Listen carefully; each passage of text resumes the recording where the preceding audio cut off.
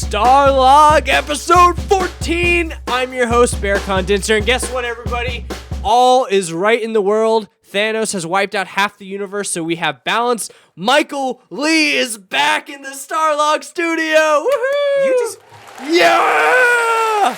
You just introduced me in the same sentence as Thanos. You just said, hey, everything is right. Thanos won and Michael is back. Those are equally good things. Half the universe is dead. Woohoo! And guess what? Dude, that's like one of the worst catastrophes in the history. Give it up for Thanos. Woohoo! Thanos. All right. Well, I'm happy you're back. That's all that matters. It's good. I'm happy you're back. It's good to be back. It's been a long time.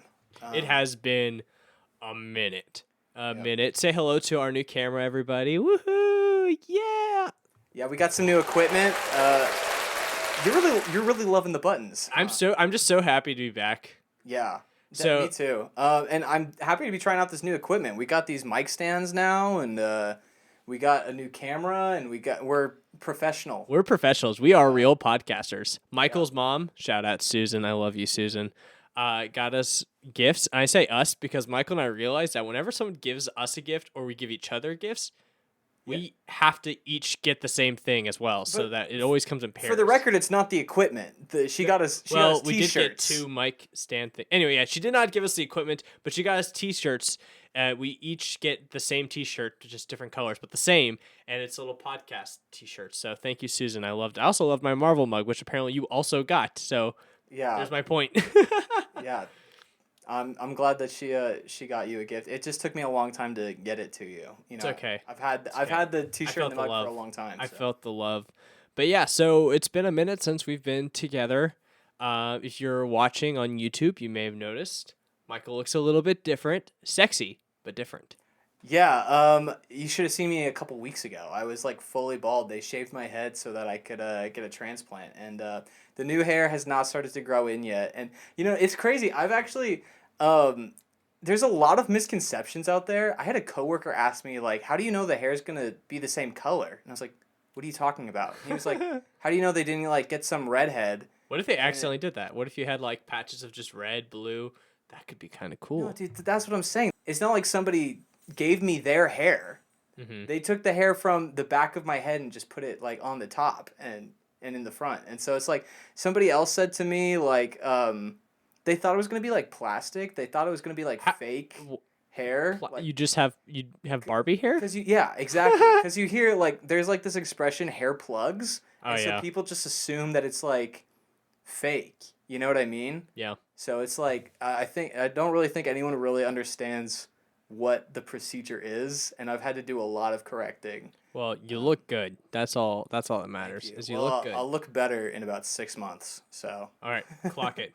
Yeah. Like clockwork. We'll be here in 6 months, and we'll let our viewers be the judge. No pressure. Just, internet opinions.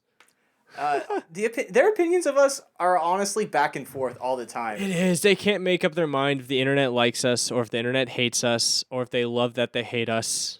Yeah. Or they hate that they love us. We did a Godzilla and Kong review.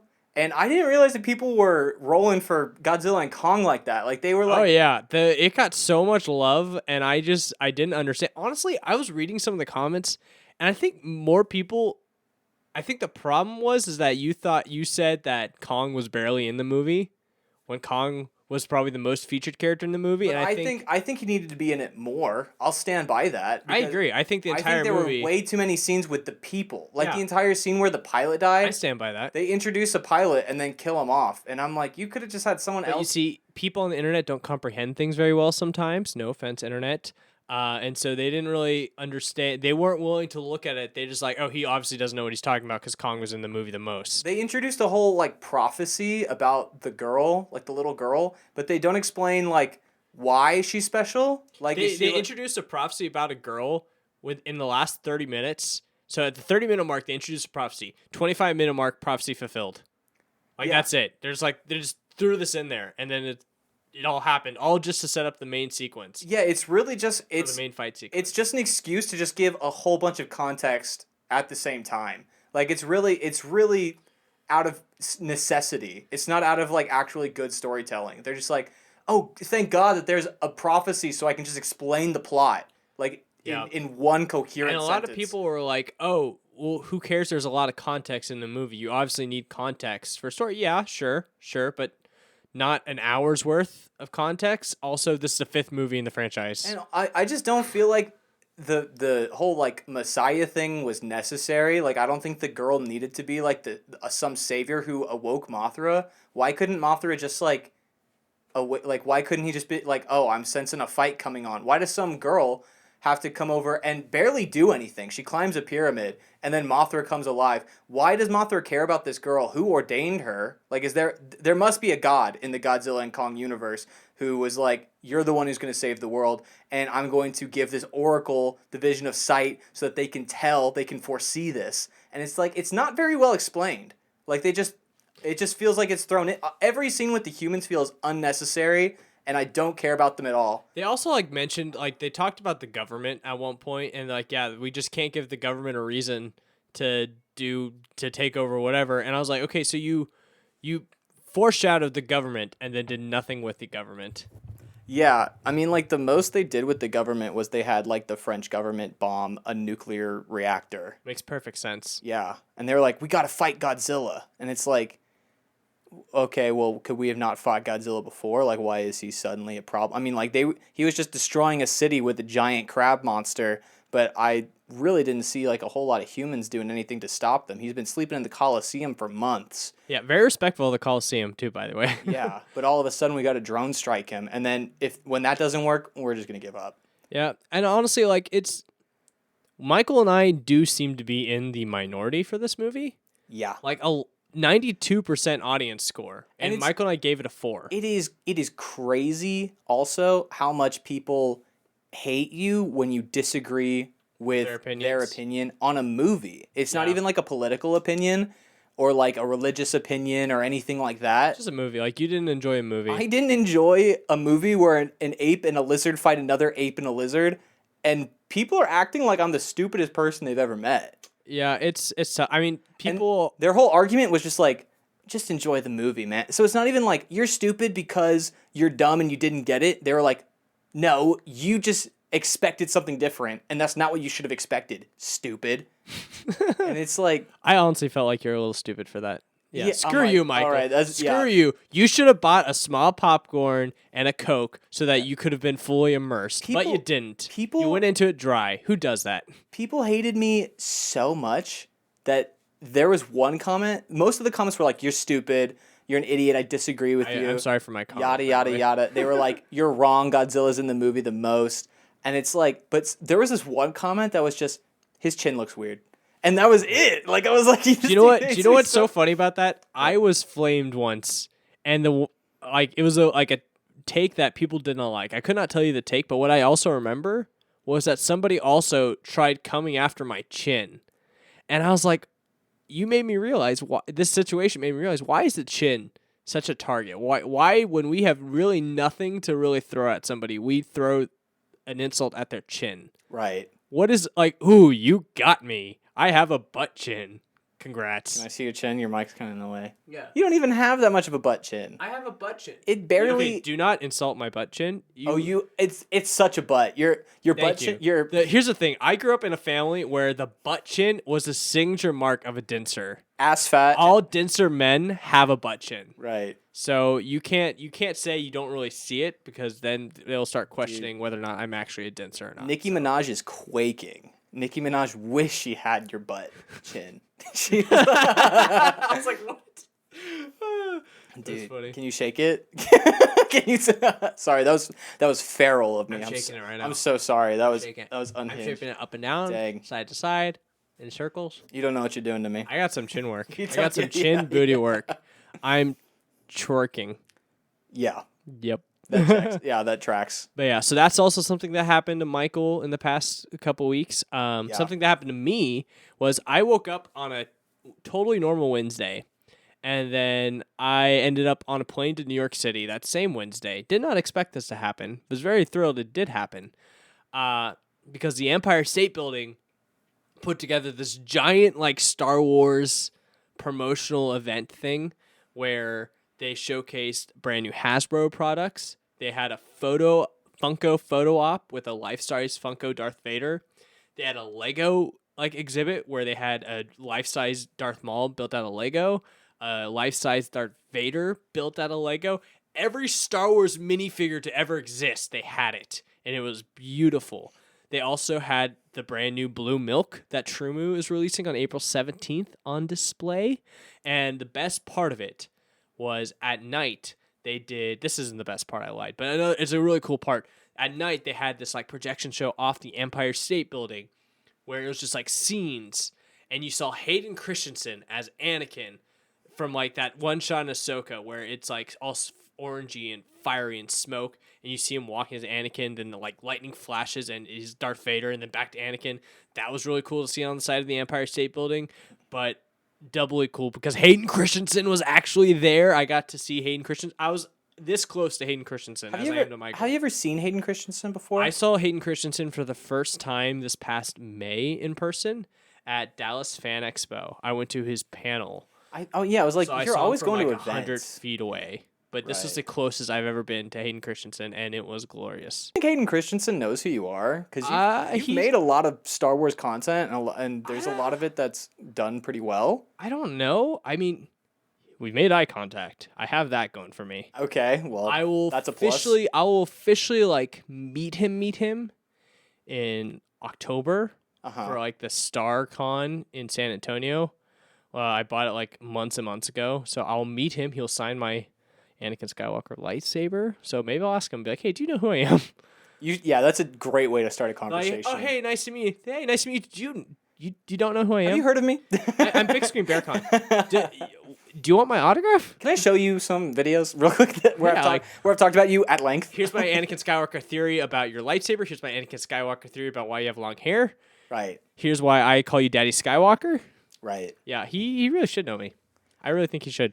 That's the thing. It's like when we made the Madam Web video, one of my friends said to me, he was like, and you know the Madam Web PR team has seen your video. Oh, yeah. You know they've talked about it. And so I'm like, that's crazy because you never think about, like, who is actually, like, the numbers are just imaginary people on your screen, right? Yeah. But I bet that, Star Wars people have seen your videos. So I definitely am, I think I can confidently say I definitely am starting to get on the radar of just Star Wars in general, to where companies, when they work with Star Wars, they think of me. So like I said, the Empire State Building invited me because they had a Star Wars event. So they invited me, which thank you so much, Empire State Building. It was one of the best days. They even took me all the way to the top just by myself because it was my first time at the building. By yourself? Yeah, like it was just me and like the person who like organized it. I mean, she was great too. It was a really cool day. Anyway, Empire State Building thought of me, so they invited me, which was really sweet because they had a Star Wars event. It wasn't Lucasfilm invited me, but then prior to that, there's a different event that I couldn't go to. That would have been really cool, but it was all Star Wars. Again, a PR company was like, "Hey, we have a Star Wars event. Let's invite Berkan." Chronicle Books. They just sent me this today, but they are releasing a brand new Star Wars dad jokes, which actually just released today as we're filming. So they sent me an early copy of officially licensed Lucasfilm and Disney product. But yeah, I think I am on like the Star Wars radar. But Yeah, 'cause, I don't think I'm like a top 10 Star Wars creator, or even close, to be honest. I just think I'm known for being very passionate and positive about Star Wars, which is kind of a little bit of a rare thing. You definitely hit that market. You know what I mean? Mm-hmm. Like, yeah, I wouldn't say it's like a niche, but you definitely have like a trend. Like, you know what I mean? Yeah, I mean, I'm grateful for it. I think the older I get, the more solidified Star Wars is as like my number one thing. Like, I love Star Wars more than any other franchise. Like, more than Marvel, more than Harry Potter, more than any of them. Star Wars is number one, 1,000%. So, I mean, it's not a bad thing to be associated with. Right. So, And it gets you some perks. I mean, you get invited out to New York and to meet, celebrities and stuff like that. So, yeah, it was the coolest thing. Also, something else that happened that was really cool, speaking of meeting celebrities, not like physically meeting, but last episode, If you saw the title, it's not a gag. It actually happened. She was real. She spoke with me on the phone. I talked to Kristen Chenoweth, which is crazy for all you casuals out there. Kristen Chenoweth is an icon, a goddess.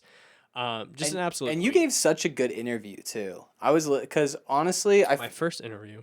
Because we're just friends and we just like have conversations. Like I've never heard you actually give an interview before, and you were clearly listening very intently and asking insightful questions, and not just giving her like yes or no, like do you enjoy doing this, yada yada. But you're like just the fact that you asked like where's your favorite place to perform, right? And then she gave such a beautiful answer, and it got into her Kristen Chenoweth like acting From Oklahoma. She talked about like how she had a theater like named after her. Exactly, yeah. And like a program where they like teach like her kids. Broadway boot camp. Yeah. It's really cool. And then she told me all about like her because I made a joke. I was like, okay, you don't have to say Dallas because I'm biased to Dallas. And then she gave me a great reason why she loves performing in Dallas, which was really cool. Yeah. I knew none of that. I didn't know she opened the Windspear, right? Didn't she say that? So she opened I can't remember. It may have been the Morrison. The name, it was Theater before Center. that or something? Yeah, I think she also, it was a different center, but I think she also performed at the Windspear at some point. I'm not too sure.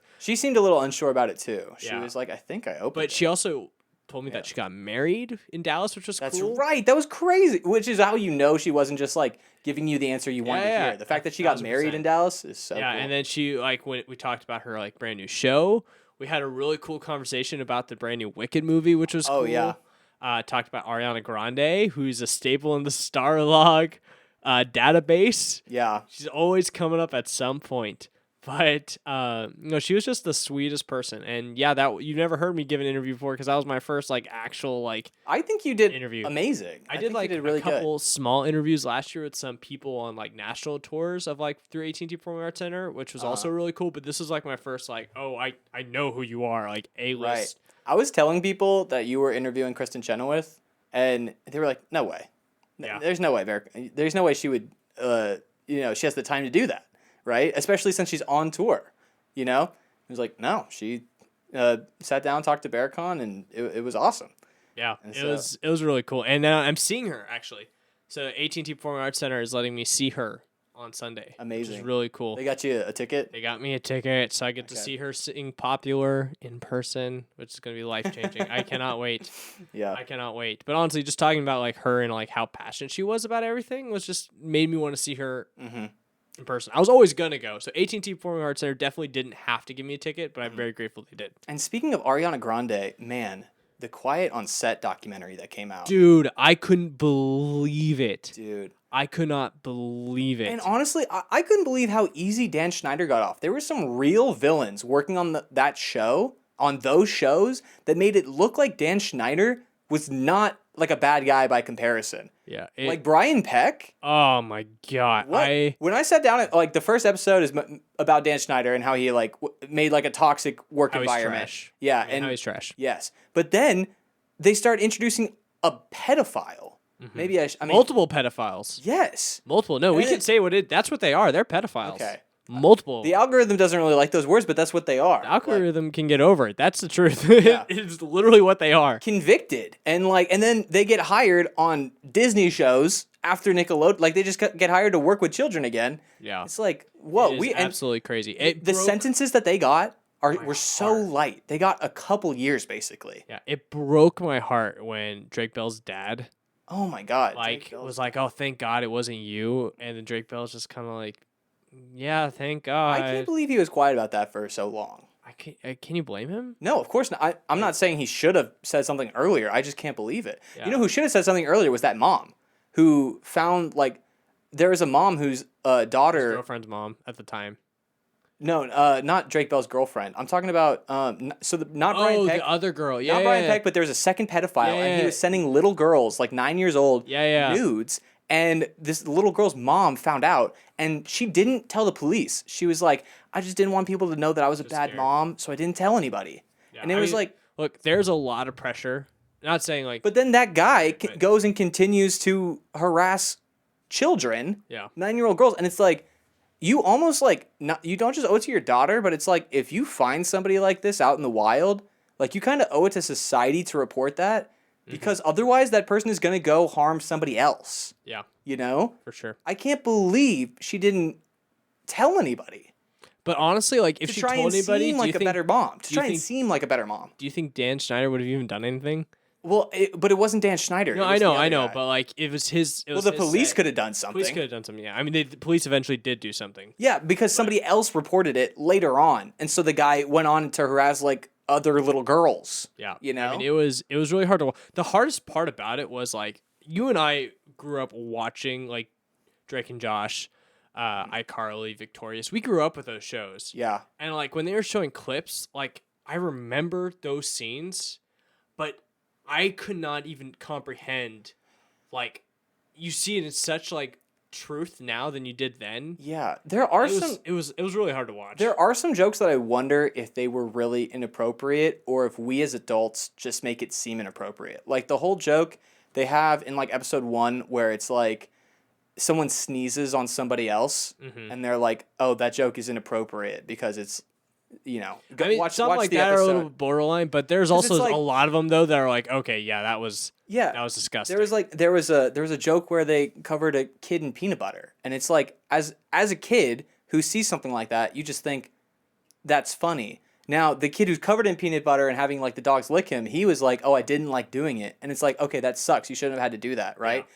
But when I was watching it as a kid, it wasn't like I was like, "What's the joke here?" Like this seems like an adult joke that I'm not understanding. I was like, ha ha ha, the kid's covered in peanut butter. It's so random. Yeah. And so it's like, yeah, I don't know. Some of the jokes I felt like were a bit of a stretch where it's like they were trying to make it seem inappropriate. But then there was some serious stuff that Dan Schneider did where he was like literally harassing like the 2 female writers, you know, for a long time. Yeah. You know, and he like, they had a split salary and it's like. Everything they made Ariana Grande do. Yeah. Oh, all the stuff. Yeah, all the stuff with Ariana Grande was clearly inappropriate. It was awful. Yeah. I mean it was just hard to watch, and they were actually releasing a bonus episode. I think April 7th they're gonna release a bonus episode. What's the bonus episode? It's just more like conversations they had that they didn't show. They're just releasing another episode. I think Drake Bell's also on this new one too. But the crazy thing was Dan Schneider, like a day after the episode, like, or the series like finished, did an interview with the guy who played Tebow. Oh yeah, I saw that. I think Tebow, I can't remember. Tebow from iCarly. Yeah, he played the guy with the stick of bagels all the time. Yeah, and tacos. Yeah, tacos on a stick. Yeah, and he did an interview with him, and it was all set up like Tebow like reached out to him through like this outlet, and like Tebow was very much like, yeah, you did some really crappy stuff, but it also felt like at the same time, Tebow was like, no, I got you. We're going to make you look okay. And then the weirdest part of it, Dan was like, thank you so much for like reaching out to me and giving me this opportunity. It was on Dan Snyder's YouTube channel. Yeah. Like, no, Dan Snyder did that. Like, that was all like orchestrated by him. No one reached out to him. He picked who he wanted to interview. He asked Tebow to interview him, and Tebow, I don't know his actual name, but he was just like, yeah, I'm going to do it because I'm your friend. Like, I got your back. Yeah. Disgusting. Oh, it was so obvious because he was literally like feeding him excuses too, like in the form of questions. So it's like if you watch the interview, he's like, so it's like a lot of people are saying that you're a bad guy, but you're not really a bad guy. Tell us about that. And it's like, wait, you can't just just say you're not really a bad. Like you should address what's being said. You should say, okay, so people are saying that you're a bad guy. What do you have to say for yourself? You know. But he's literally like defending him before Dan can even defend himself, you know? Yeah. Like, it was clearly, like, a damage control situation. Yeah, it was just, the whole thing was just gross, and... But I also thought that something more explicitly criminal was going to come out. Like, I thought... Dan Schneider? Oh, yeah. Because it's, like, it seems like he's a very, like, basically, like, the extent of this documentary is that he's very toxic, and, you know, he committed, like, workplace, like, harassment by like asking for massages and stuff like that, right? And he should have been fired or whatever. But I don't think it's anything that's like criminal, right? I don't think anybody could sue him or like if he could go to jail or anything. Now we don't know what happened with Amanda Bynes behind closed doors or like Jeanette McCurdy. You know? Didn't she write a book? Yes, her book was called "I'm Glad My Mom Died." Okay, I should read it. but I've been wanting to read it. I've been very curious. yeah, Like, I think it sold pretty well. I think it did pretty well. I know she did very well. I knew a bunch of people who read it. Yeah, I just haven't been able to read it yet, but I want to. Yeah. For sure. I mean, again, it's just really crazy because again, we grew up watching these shows and just knowing like that's how they were filmed and the environments. It was gross. Yeah, it was. Oh my god, and like it just didn't seem to end. Where it was like, hey, do you remember this show? This is all the stuff that happened behind the scenes, and then this show happened, and there was even more stuff. And it's like, oh my god, is there not like a single children's TV show that wasn't like messed up? Well, this was all Nickelodeon shows. There's two things with Nickelodeon, right? And it's also kind of controversial-ish, and I'll explain why in a second. So there's the Dan Snyder shows, but there's also like Scott Fellows shows, like Big Time Rush, no real problems. Oh, okay. Nancy Classified, that's a big one, no real problems. However, no, the Nancy Classified children, cast, the children were feral. They're kind of in some hot water right now because apparently they were on like a live and they cracked jokes. Like we heard about the Drake Bell thing and like that's obviously awful, but they cracked like some jokes. Like I think the guy who played Ned was like, "Go back to your hole," whatever. It was very like mockatory. Here is something else I don't understand is that we've completely flipped the narrative on Drake Bell because he was like convicted of like child endangerment or something like that, right? Like he did like something like that. I don't know. He pled guilty to some case involving like someone under 18. Yeah. And no one's talking about that. Now, he's also a victim, obviously, right? I think like people are trying to be respectful. Like I don't think anybody's like no one's talking about like, oh, give Drake Bell like all this and that and give him his jobs back or whatever, like hire him for this show, like let him resurface in Hollywood. That hasn't really been the conversation what I've seen. I think it's more just like condolences and like people are like, I can't believe you had to go through that. Like I think people are being respectful that he did something so because this is really significant, right? Him coming out and talking about this is super significant, especially since his trial involves so many of those like people they named to like sign the amount of people who signed letters in defense of Brian Peck was mind-boggling. So I think it's more just like people are being respectful of the choice to do that because that's not an easy thing to do. And I think that's more what it is. But I haven't really seen many people are like, oh yeah, revive Drake and Josh and give Drake Bell a platform again. Like I don't really think it's been that. Now I haven't been paying too close attention to But people like hated Drake Bell for a while. Here's the thing. I think somebody might have been pretending to be older than they were. Maybe. And so I don't know what actually happened. I saw a clip of him talking to his wife, I think, on some podcast, and he was like, yeah, somebody messaged me on Instagram and, you know, they weren't who they said they were, and I was like talking to them, and then when I stopped talking to them, they were like, okay, to get me back, I'm going to like call the cops basically. And they ended up being like under 18. That's what he says happened. I don't know. But it's just crazy how quickly people went from like, you know, we love you, Drake Bell. No, we love you, Drake Bell. We hate you, Drake Bell. We love you. We like, we support you. Something like that. Yeah, something like that. Like it's just like the whiplash on that is staggering. Crazy. Yeah. But what I was saying about the Nancy Classified cast was they made jokes on a live. Apparently they hadn't seen the documentary yet. So what they said, they're like, hey, we plead ignorance. We didn't see the documentary. We saw it. We're obviously disgusted by it. But they're getting dragged through the mud now, and they're like, people are talking about them, how like they're ruining, like, even though their experience filming it was great, people are upset, like, oh, you guys are ruining this like rewatch podcast for us, called like Sexualize, and you guys were 16 at the time, so like stop. So it's a weird thing going on in the child acting world. Jojo Siwa. Yeah, Jojo Siwa. Now that she's like 20 years old. And I think she was also in a Nickelodeon show. I don't know what her show was. I don't know. But... No, she was.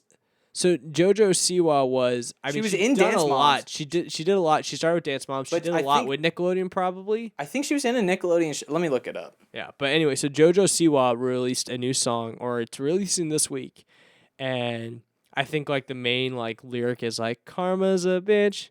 I should have known better." I don't know. Yeah, it's like she's like, oh, I'm saying a bad word now in my music, and she's like dressed up as like a Kiss band member. It's giving Miley Cyrus. That's what she's hoping people are comparing her to. Yeah, but it's also honest. It feels a little bit more forced. Like Miley Cyrus felt like a downward spiral. Like when she transferred over into like the adult world, it was like everyone's like, oh, she's gone crazy, you know, and it's too extreme, you know, because she went from Hannah Montana to like Wrecking Ball, like that to twerking on live yeah, TV exactly. on Robin Thicke. And now she's settled down. She's still like she's settled down, but she's still got like that crazy. But it's like it's more like fun to like enjoyable crazy. I don't know if she was ever like actually crazy. No, but she's got like she's very much like. But that was the narrative. There, People were calling her crazy for the longest time. We were in middle school at the time, so I just remember like the like online memes, you know, and as a middle schooler, like anything slightly sexual, you're kind of like that's a lot. Yeah. But she is actually being honored by Disney at D23 this year. She should be. Her show is amazing. She's being inducted in like the Disney Hall of Fame, Disney Legends. She's gonna officially be a Disney legend. So, and she's being inducted to that with like Harrison Ford and John Williams. So, I mean, it's a big deal. Okay, yeah, I see. It says Jojo Siwa signed to Nickelodeon and appeared in various shows and films. Under Nickelodeon, she released several children's songs and her own feature film, The J Team. So yeah. Oh, she was included on the Times annual list of the 100 most influential people in the world in 2020. Can you believe that? I can believe that actually, because 2020 with COVID and TikTok, that's when like I started like seeing JoJo pop up on like my timelines, and I was like, this is a wild. I still remember like seeing her videos come up and be like, this is a wild amount of adrenaline and energy she's giving in just like these dances. Yeah, it was crazy. And she went from like bubblegum pink, like that was her whole like brand, was like she was like a girly girl bubblegum pink, and now she's doing like a goth like all black. Yeah, it's crazy. She has all these like tattoos all over her arm. She's trying to be like more revealing. Like I saw her walk like some red carpet, and she was wearing like a black dress that was showing a lot of skin. Yeah. And you know, and she's cursing in her song and all that kind of stuff. And so yeah, she's definitely doing a hard transfer into the adult world. Yeah. And good for her. But I hope she like finds where she naturally fits and like doesn't, you know, push too hard for too long, because with Miley Cyrus, like people made fun of her for a long time. And so for Jojo Siwa, I hope she can kind of just like find her groove. Yeah. And then Miley Cyrus, people were making fun of her, but people are also selling out her concerts. So like Miley I guess Cyrus it worked. Is still like massively successful. How much do you in that case? How much do you think that Jojo Siwa was like doing this on her own accord, and how much do you think her team is like? Okay, Miley Cyrus is the blueprint, and like that's what we're gonna do to get you like more views. I think JoJo probably was like, because I saw in an interview she was saying like it meant the world to me that so many people were comparing me to Miley Cyrus because Miley Cyrus is like my idol. Okay, so it is her idol. So she's like it's awesome that people are comparing me to her, but it does seem like she's based this. I'm going to call it a publicity stunt, but I know it's not a stunt, but like this campaign, right? Yeah. It seems like she's basing this campaign off of what Miley Cyrus did 10, 15 years ago. 100%. So it's like, oh, thank God people are comparing me we to won't her. really know like, that for was the sure. Blueprint. We won't know for sure until Jojo Siwa rides a wrecking ball naked. Right. That's when we'll be like, all right, I see what you're doing. Okay. I get it. It's not subtle. I see what you're doing. Okay. Come on now. Jojo, calm down. What if Jojo Siwa started walking around with like a blonde wig? Like, you're already blonde, JoJo. You're already blonde. Don't be silly, JoJo. She's doing a reverse Hannah Montana. She's walking around with a like, Burnett wig. I'm JoJo Montana. Like, JoJo. Dude. Did you hear about this solar eclipse that's coming up? Dude, I've heard about the solar eclipse, and it's hilarious. It's hilarious. We literally live right on the path of totality. We're in totality. And it's going to be cloudy on that day. Yeah, and they're like, chance of severe thunderstorm. And it's like, rain. This is the only time that this astronomical event is going to happen over our hometown, and we're not going to be able to witness it. Yeah. Isn't that such a scam? I think it's hilarious, honestly. I think it's hilarious. I'm pissed. Yeah. I really wanted to see this, and now I'm going to have to go to, like, Spain or something in 2026 to see. I'm going to Disney World in August 2020 or 2045. That's when Disney World will be. It's going to be over. It's going to be Magic over. Disney Kingdom World? will be in totality. Oh my God! 2045. You better buy tickets now because that's going to sell out tomorrow. Ready. I'm so excited. I'm so ready. Dude, we're going to be like 40 when that happens. Shut your mouth. We'll be 47. That's the next time that a total solar eclipse is coming over the continental United States. That's too long. If I don't get to see this eclipse, I looked it up. The next total eclipse is going to be over Spain in 2026. And at least for this, like they're already declaring states That of soon? 2 years? yeah, but over an entirely different part of the world. They happen every couple years, but they happen in like random locations. Yeah. So it's like, and that's why this one is important, like to us, because it's like we don't have to go anywhere for it, That's true. you know. But it's like, and you're saying in like 20 plus years, there's gonna be one over Florida, but it's never gonna be over Dallas again in our lifetime. But if you think like the one over Spain is going to be so crowded, they're already declaring states of emergency in Texas and all these small towns. Have you heard of this? Yeah, yeah. Yeah, because the traffic's going to be terrible, the cell service is going to be terrible because everyone's going to be using their phones like around these towers that typically don't get this much traffic. The first responders are going to be spread super thin. There's all sorts of they're saying gas and grocery stores are probably going to sell out because a lot of people are going to the small towns in Texas, and they're saying that the populations of those towns are going to like triple or quadruple. Yeah. They're declaring states of emergency already, and the eclipse is going to last like 4 minutes. People Is aren't it even 4 minutes? yeah. It's like 2 minutes, isn't it? I guess it depends on where you are. If you're like under the path of totality, it's going to be like longer, But if you're So farther away from I think we'll still like. I think what I saw was like the cloudiness is going to be a little bit like thinner. It's like you'll still feel it. still, I want to I want to literally see it. It definitely. I think it's hilarious. The universe has a sense of humor. Yeah, but I don't like being the butt of the joke. It's okay. But yeah, so I'll be the butt it's of the crazy joke because for you. there's going to be like 1 million people coming to Texas to see the eclipse, and they're not going to be able to see it. It's the most Dallas thing ever. Yeah. I bet you people are going to make jokes and associate us with the Cowboys. Be like, Yeah. oh, the Cowboys choke every year. Apparently, Dallas as a city just chokes every year. We choked our big once in a lifetime event.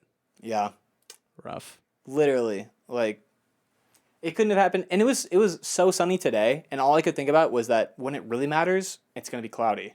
Like Yeah. I wish I could just. It may change. Weather changes all the time. Weather does change. Yeah, We'll see. and I'm still holding out hope that Because like we went to go see AT&T Performing Arts Center invited us to go see Annie, yeah, and they're supposed to be like severe, dangerous, life-threatening storms. And we were like, we're still gonna go see Annie. Yeah. And we were driving, and it was supposed to be hitting, but it just was like sunny. It was pure. There was nothing there, and it just never really hit.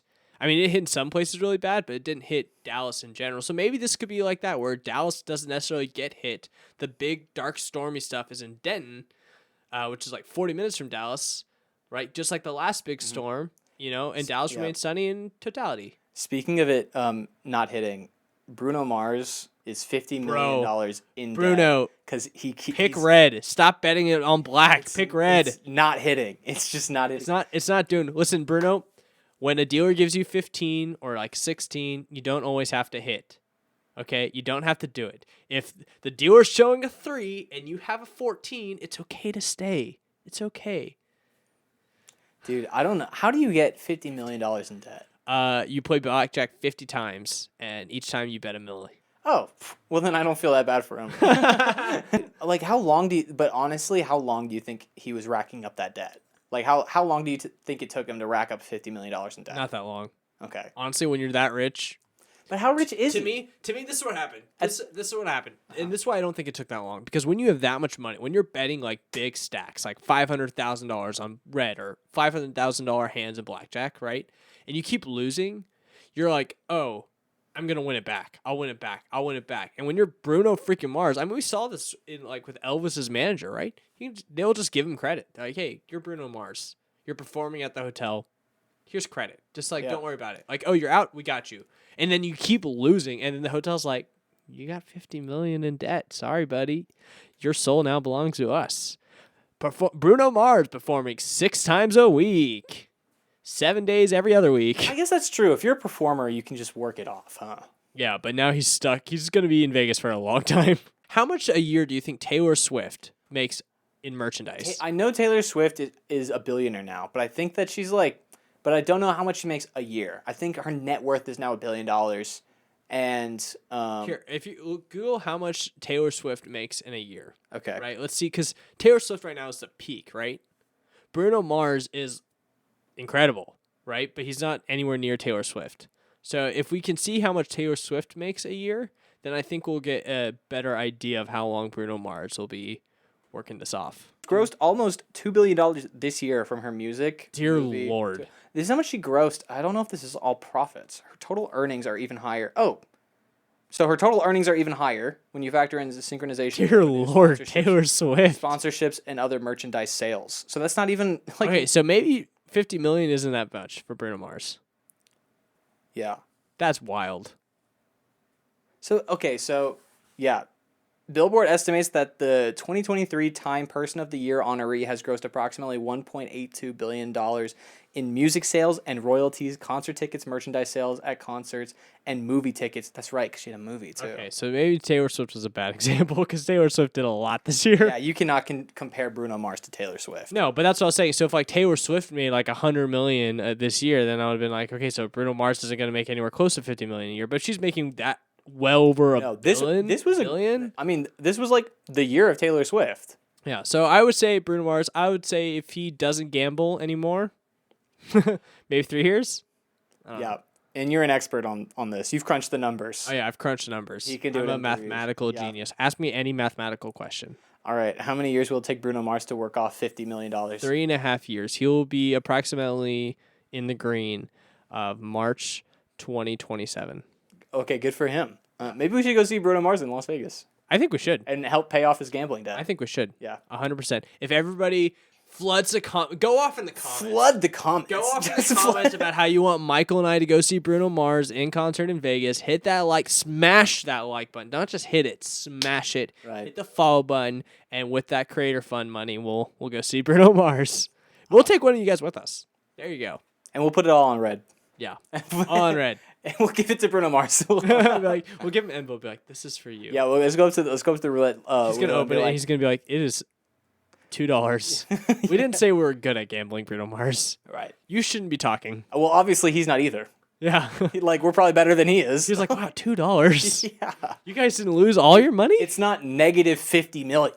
That's way better. I want to talk about Kendrick Lamar. He was featured on a song. He was featured on a Metro Boomin and Future song, and he dissed Drake and J. Cole. And the thing is that Drake and J. Cole, the only thing they said about him first was they were like, we're the big three. It's Kendrick, J. Cole, and Drake. That's the big three. And then Kendrick was like, fuck y'all. It's just me. He's like, I'm the best. And he literally talked about how he was like, you guys are like clicking up, and it's like you guys are trying to sneak diss, and it's like it doesn't seem like a sneak diss, Kendrick. Like they even named you first. They said it's Kendrick, J. Cole, Drake, and Kendrick was like, no, it's just me. It's just me. And it's like that's not how rankings work, Kendrick. That's not how rankings work. What are you mad about, man? But he did it really. Kendrick Lamar is my favorite. But everything he does is it's Kendrick. Right. Like, and it's like everything he does is like so smart and lyrical. And so it's like even his diss was like just leagues above what J. Cole and Drake said. But what they said again wasn't even a diss. So it's like I'm curious to hear what, if anything, they say in response. I don't know if this is true, but I saw that Drake posted on his Instagram story he just like a black screen and then text that says like, say Kendrick. Now replace Kend with pickle. And then he deleted it. It was a Pickle Rick joke with Kendrick's name, and it was really bad. That's why. And it was like that's the only thing I've heard about them responding. People have made a Drake response using AI, so they've like written a diss track like about Kendrick, and then just used AI to make it sound like Drake was singing it, but it's just AI. So it's like J. Cole and Drake know not to pick this fight because they know Kendrick's gonna win. But it's just crazy that Kendrick even did this in the first place because it's like they were just complimenting him. Yeah, it's like a competitive to like a next level. Oh yeah. It's like it's almost like full circle this. It's almost like Kendrick wants to be Thanos and he just wants to snap it away. He just wants to be it. He's like, I am inevitable. I think it's not even so much that he wants to snap it away. I think it's already done. I think they're like ants to him. In his mind, he's like, don't even put yourself on my level. He's like, you're not even here. That's wild. Yeah. It's wild. It's like Mamba mentality times infinity. Because I don't know, Kobe Bryant. Because Kobe Bryant's like, it always been like the most competitive person in my mind. But even, I don't think Kobe would be like that. I think Code would be like, oh, I'm number 1? Cool. Keep it that way. But I Oh, think yeah. he wouldn't be like pissed. if Kendrick people- said there's not even a number 2 or number 3. He's like, it's Kendrick just me. It's It is just me. Is there a rap Hall of Fame? I mean, it's like unofficial. Is but, like, Kendrick the only one in it? He will not no, rest. I mean, it's he will like, not rest. There's got to be Kendrick, J. Cole, Biggie, Tupac, there's and others too. I mean, you could put Eminem up there probably, but people are always like, "Oh, of course you got to put Eminem up there." But it's like everyone has like the same rap Hall of Fame, even though nobody's like ordained them. You know what I mean? Yeah, So I do. Well, to finish things up, I just kind of want to experiment something. okay. I want to see something. Danny Phantom theme song. Go. Young Danny Phantom was just 14 when his parents built a very strange machine. It was designed to fuel a world unseen. He's gonna get your moxies, Danny Phantom. When it didn't quite work, folks, they just quit. Then Danny took a look inside of it. There was a great big flash and things just changed. His molecules got all rearranged. Phantom, Danny Phantom. No. When he first woke up, he realized he had snow white hair and glowing green eyes. He could walk through walls, disappear, and fly. He was much more unique than the other guys. It was then that he knew what he had to do. He had to stop all the ghosts that were coming through. He's here to fight for me and you. He's gonna get your moxies, Danny Phantom. Gonna get your moxies, Danny Phantom. Gonna get your moxies, Danny Phantom. Nice. That again, copyrighted, and the algorithm is gonna fucking hate that. Nobody's gonna see this video. Squirrel song. There's squirrels in my pants. Tell me what's making you jump like that? SIMP squirrels in my pants. Ain't got no chickens, ain't got no rats. SIMP squirrels in my pants. H to the I to S to the I to the M to the P. Then maybe you can be moving like me. Step right over and watch me put it down. Squirrels. Step right over and watch me put it. S to the I to the M to the P. Who you got back there watering your plants? SIMP squirrels in my pants. How do I qualify for government grants? SIMP squirrels in my pants. Hypnotize me, put me in a trance. SIMP squirrels in my pants. Got it in Florence, living in France. She can't see the squirrels in my pants. Step right over and watch me put it down. Squirrels. Step right over and watch me put it down, down on the ground. Cause you know I got it going on. S to the I to the M to the P. Well, Berkan, I'm glad to be back. I missed you, buddy. And I'm glad that we did this. I'm glad we did this too. All right. I love you missed so you. much, buddy. I adequately stand you. I'll take it. I'll be Godzilla. Well, then I have to be Kong. Okay, I'll be Mothra. Wait, no, but then I have to be the 13-year-old girl who's the Messiah. Right. Okay. I didn't want this. All right. That's Starlog, everybody. See you guys next time. Boom, boom, ba, boom, ba, boom, ba. Michael sucks. I missed him though, so it's okay. Yeah.